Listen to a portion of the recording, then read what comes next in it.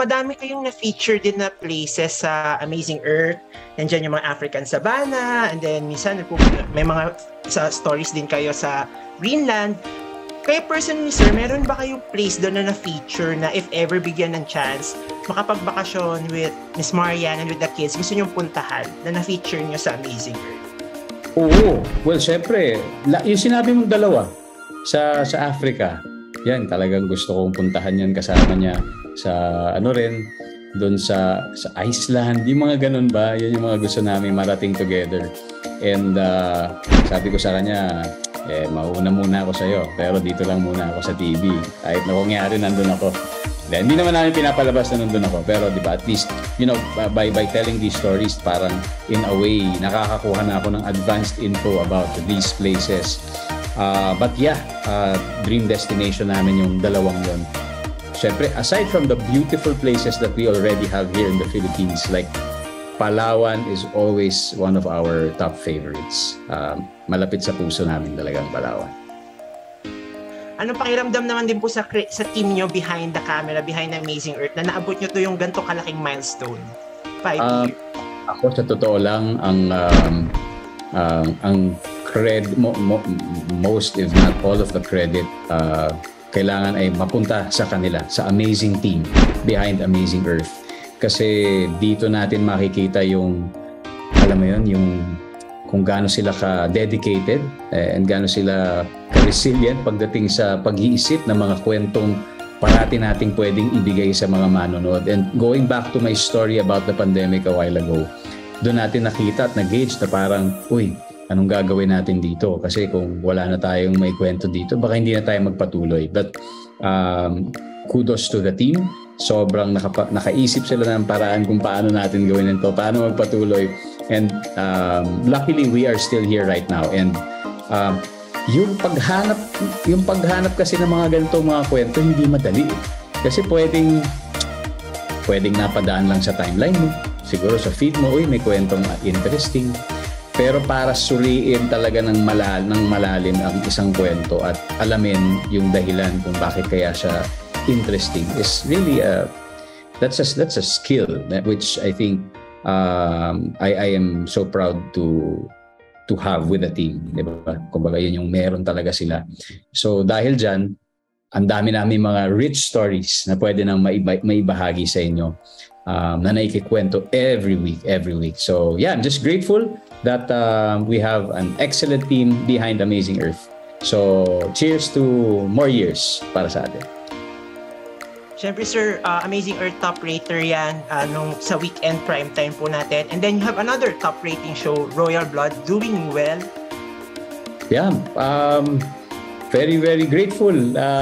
Siyempre, ang goal natin, mas maraming makapanood, mas okay. So, magandang balita para sa amin yon. And though magkaiba naman yung ginagawa ko sa Royal Blood, kasi siyempre sa Royal Blood, ako si Napoli. Tapos, ang mangyayari dyan, kasi magbaback-to-back yan. Pagkatapos ng Royal Blood sa Friday, 9:35 p.m., biglang nandyan na si Amazing Earth. So, pagdating sa Amazing Earth, hindi na ako si Napoy. So, ewan ko, makikita. Sana makita nila yung pagkakaiba ng dalawang yun. As a storyteller sa teleserye, masaya rin ako na ginagampanan yun. Pero iba rin ang saya kapag storyteller naman ako dito sa Amazing Earth. Ano na po ba yung nagawa ninyong activity as a family po in saving the environment? Since after all po, isa rin naman po ito sa goal ng Amazing. Well, you know what? You cannot save the environment in one day or in one vacation. I think it has to be a way of life, and it has to be ingrained in your everyday lives. Yung mga small steps na ginagawa mo ay kailangan patungo doon sa gusto mong mangyaring mas malaki, which is eventually to be part of that solution of saving the environment. So, lahat yan sa mga maliliit na desisyon, sa maliliit na gawain. And nag-uumpisa kami sa pamamagitan ng pag-educate. And gaya ng nakwento ko kanina, gaya ng nasabi ko kanina, sinisiguro namin na at a very young age ay maging aware na sila sa mga bagay na ganito. And hindi lang sa aming tahanan, kung hindi sa programang Amazing Earth, kasi yun din talaga yung layunin ng show is to showcase and educate and give information through entertainment about the importance of this beautiful planet we live in. Amazing Earth naman, ano yung episode ng Amazing Earth na pinaka-tumatak sa'yo or pinaka-na-move ka at bakit? Pinaka-tumatak sa 5 taon, ang dami na kasi talagang kwento no na ibahagi namin. Siguro gusto ko lang sabihin yung pinaka-latest kasi magiging bahagi ito ng ating 3-part anniversary special, no. So etong interview ko kay Marco Puzon, no. Bilib na bilib ako sa kanya. Isa siyang Pinoy. Actually, siya ang very first Filipino to visit all the 1,634 cities and municipalities sa buong bansa. So, kwento niya kung kailan siya nag-umpisa, kung bakit siya nag-uumpisa at yung mga challenges na na-encounter niya habang iniikot niya to. So imagine, as in talagang mag-isa siya, iniikot niya lahat ng ito. Ang dami niyang mga nakasalamuhang tao, ang dami niyang natutunan tungkol sa kultura ng bawat syudad, ng bawat lugar na pinupuntahan niya. Very, very interesting conversation. Feeling ko kulang yung panahon ng interview namin para talagang maikwento niya lahat ng gusto niyang sabihin. So sana nga magkaroon siya ng isang libro o isang documentary kung saan ma-feature niya ang lahat ng mga learnings niya dito sa ginawa niya. Dahil napaisip nga ako, sabi ko, ako naikot ko na rin naman siguro yung iba. Pero kung iikutin kong lahat, hindi ko alam kung kakayanin ko.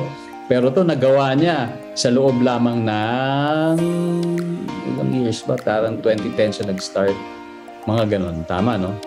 Ilang years? 12 years? Tama ba, Miss Mike? Mga ganon. Mala-mala. Mga 13, yan. Mga 13 years. So yan, like the story of Marco Puzon, marami pang mga ganyang klaseng kwento ng ating mga amazing na Pinoy, whether here or abroad. Dahil isa rin sa mga nare-realize natin, nagiging trailblazers din sila, hindi lang sa ating bansa, kung nasaan man sila. Nasa Dubai man sila, nasa America, sa Europe, yung pagiging Pinoy talaga nila ay umaangat dahil sa kanilang kagalingan. Kayo po, paano niyo po ipagmamalaki ang Pilipinas sa buong mundo? Well, as Filipinos, I think we should all be ambassadors of our beautiful country. And yun ang ginagawa namin linggo-linggo sa programang Amazing Earth. Pinapakita natin kung gaano kaganda ang ating mga lugar dito sa Pilipinas by showcasing places, di ba, na minsan yung mga bagay na kahit sabihin natin hindi sikat na tourist spots na di-discover ng Amazing Earth na merong ganito kagandang mga lugar sa Pilipinas. Fini-feature natin yan. But more than the places, more than of course yung kagandahan ng ating bansa, ng ating natural resources, yung kagandahan talaga ng ating kultura at syempre pinakamahalaga sa lahat yung kagandahan ng loob ng bawat Pilipino. So yun talaga yung ating pinopromote every week through Amazing Earth, and I am just so grateful and proud to be part of this movement.